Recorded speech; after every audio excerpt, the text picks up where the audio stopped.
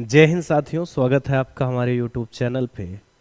हम अपनी सीरीज के मुताबिक ये हमारे लोगों की तीसरी स्टोरी है और हम लोग बहुत बेहतरीन तरीके से सीख रहे हैं स्टोरी को बनाना। ठीक है, तो ये भी 4 या 5 बार स्टोरी पूछी जा चुकी है, तो ये भी मोस्ट मतलब जितनी मैं स्टोरी करवाऊँ मिनिमम इतनी तो करनी ही करनी है।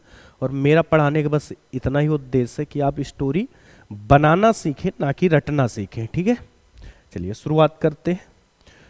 ईश्वर चंद्र विद्यासागर एक योग अध्यापक थे। चलो खैर, कोई स्टोरी तो हम लोगों के बारे में है।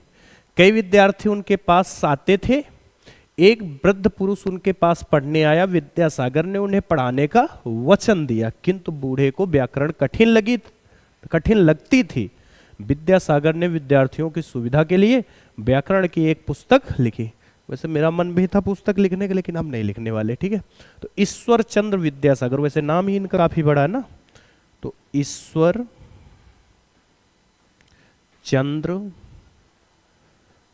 विद्यासागर,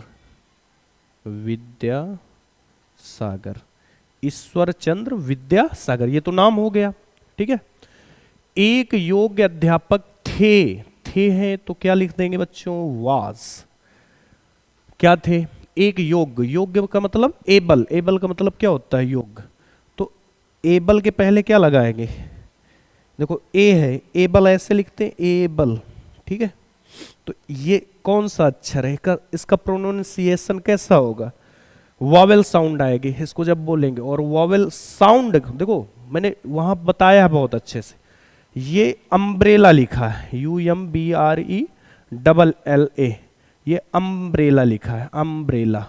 तो यहां पर देखो आ आया, तो यहां एल लगेगा। जबकि यही अगर यूनियन लिखा हो तो यूनियन को ऐसे लिखते हैं। तो ये वाला पहला प्रोनाउंसिएशन, पहला वर्ड कैसा है? यूनियन। तो ये तो कॉन्सोनेंट वाला है, तो यहाँ यू है, यहाँ भी यू है, लेकिन यहाँ ए लगेगा, यहाँ एल लगेगा। थोड़ा ये बातें ध्यान रखना। वैसे मैंने इसको आर्टिकल को बहुत अच्छे से समझा रखा है। तो Ishwar Chandra Vidyasagar was an able अध्यापक, teacher, an able teacher. Okay, ये हो गया। ईश्वर चंद्र विद्यासागर एक योग्य अध्यापक थे। तो Ishwar Chandra Vidyasagar was an able teacher. कई विद्यार्थी उनके पास आते थे। तो कई विद्यार्थी यानी मेनी स्टूडेंट्स। अब यहां मच मत लिख देना भाई, जिनकी गिनती हो सके उनके पहले क्या लगाते हैं? मेनी। जिनकी गिनती नहीं हो सके, खूब सारे हो, तो वहां क्या लगाते हैं? मच। तो मेनी स्टूडेंट्स आते थे। ता था, ती थी, कौन सा टेंस है? Past indefinite. और पास्ट इंडेफिनिट का साधारण वाक्य कैसे बनता है बच्चों? सेकेंड फॉर्म से। अब सेकेंड फॉर्म आना, कम, केम, कम। तो मेनी स्टूडेंट्स केम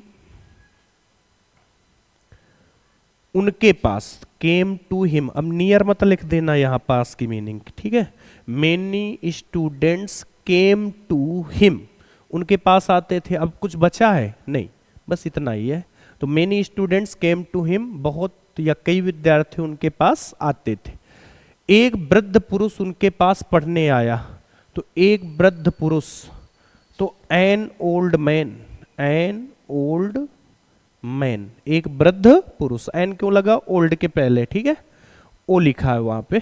तो एन ओल्ड मैन पढ़ने आया। ये भी कौन सा टेंस है? Past indefinite. आ ई ए की मात्राएं आए तो past indefinite. An old man came to him, came to him, लेकिन इसमें अभी कुछ बचा। वृद्ध पुरुष उनके पास पढ़ने आया। केम टू हिम, उनके पास पढ़ने। तो फॉर या टू लिख दे, यहां टू ही लिखे। टू स्टडी, क्योंकि दो वर्ब है, अध्ययन के लिए या पढ़ने। ठीक है, came to him to study. देखो दो वर्ब हो गई, एक ये केम वर्ब हो गई, sorry. An old man came to him, came, और दूसरा स्टडी। ठीक है, तो इस वजह से टू लगाना पड़ा। आगे कहां चला गया? विद्यासागर ने, तो यहां कामा लगा दे क्योंकि यहां लगा हुआ है। विद्यासागर ने उन्हें पढ़ाने का वचन दिया। तो विद्या सागर देखो दिया, फिर से यही आ गया बड़ा की मात्रा, फिर से सेकेंड फॉर्म से। वचन दिया, वचन देना प्रॉमिस, वचन दिया लिया, ठीक है। विद्यासागर प्रॉमिस्ड, ठीक है, उन्हें तो हिम, प्रॉमिस्ड हिम, विद्यासागर ने उन्हें वचन दिया पढ़ाने का, तो टू टीच, टीच का मतलब पढ़ाना, तो Vidyasagar promised him to teach. किंतु, किंतु की मीनिंग बट, बूढ़े को व्याकरण कठिन लगती थी, लगती थी, ताथाती थी, ये भी सेकंड फॉर्म से बनेगा। But old man, but old man मतलब बूढ़े को कठिन लगना, क्या लगना, कोई चुभना चीज, ये लगना का क्या मतलब है यहाँ? लगना का मतलब ये है क्या कि वो लगती थी, ये चुड़ैल भूत है कि जो लगती थी, मतलब उनको समझ में नहीं आती थी, या उसको हम और क्या बोल सकते हैं कि इनको ये समझ में नहीं आती थी।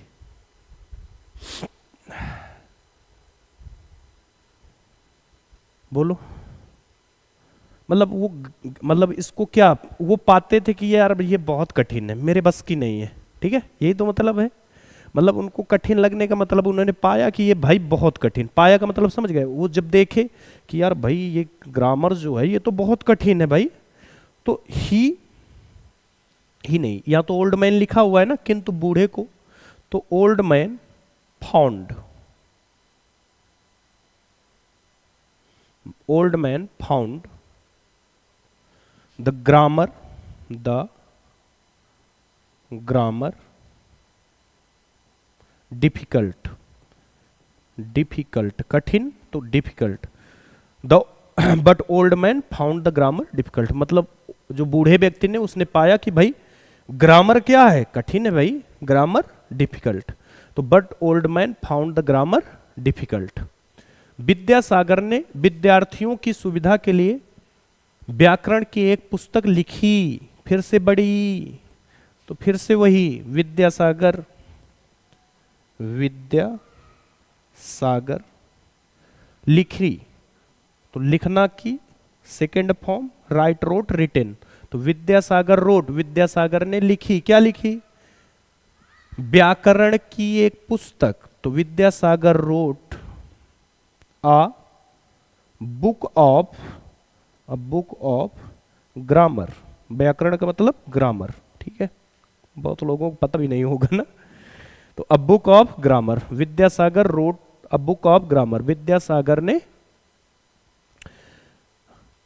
व्याकरण की एक पुस्तक लिखी। अब क्या बचा, विद्यार्थियों की सुविधा के लिए, तो के लिए की मीनिंग बच्चों फॉर, ठीक है, फॉर द, अब सुविधा, बेनिफिट, एडवांटेज, कन्वेंसेंस, कन्वेंसेंस तो थोड़ा बोल नहीं पाता, उसके लिए क्षमा प्रार्थी हूं मैं, द फॉर द बेनिफिट, ये लिख लीजिए, ये सरल लगती है meaning, for the benefit of, किसके, विद्यार्थियों, तो बेनिफिट ऑफ स्टूडेंट्स, ओके। देखो जैसे कभी कभी हो सकता है कि आपको कुछ बातें समझ में ना आए, तो एक बार रिपीट कर लीजिए, एक बार रिपीट कर लेंगे, फिर एक बार अपने मन से बनाइए, सब कुछ समझ में आ जाएगा।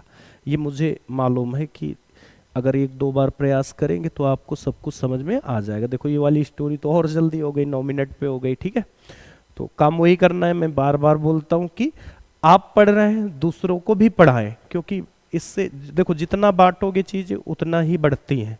ये चीजें बांटने को, मैं ज्ञान बांटने को बोल रहा हूँ, अब ये मत कहना चाय बांटने लगूँ तो चाय क्या बढ़ जाएगी, नहीं, चाय बढ़ेगी नहीं, ठीक है। तो ज्ञान जो है वो बांटने से बढ़ता है, तो आप ये वीडियो को ज़्यादा से ज़्यादा लोगों तक शेयर करें। Thank you, meet me next video.